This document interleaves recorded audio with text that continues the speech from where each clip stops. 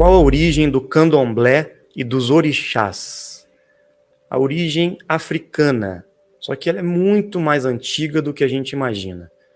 Quando os negros vieram para o Brasil, para trabalhar como escravos aqui, no século XV e no século XVI, principalmente quando chegaram na Bahia, trazendo o seu conhecimento ancestral da antiga religião, que eles tinham, Queto, que era o candomblé, que veio lá da África, tinha relação com as divindades.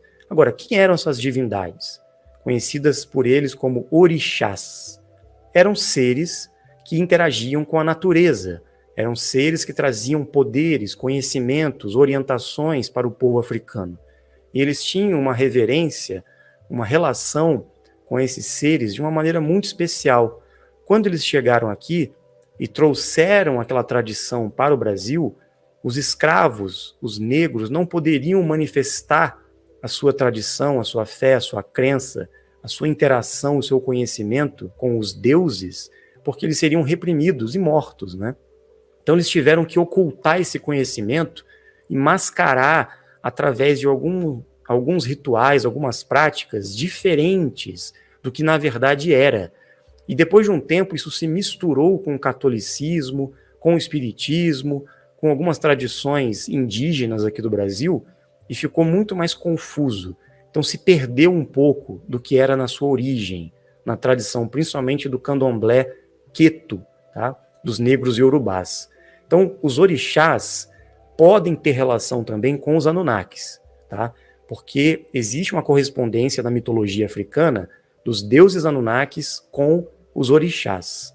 Agora, na origem primordial, como nós sabemos que os Anunnakis manipularam muitas tradições e as mitologias foram deturpadas com a presença deles, pode ser que as divindades, os seres dimensionais, os verdadeiros deuses da humanidade eram relacionados aos orixás. E depois os Anunnakis tomaram o lugar desses deuses. Isso pode ter acontecido.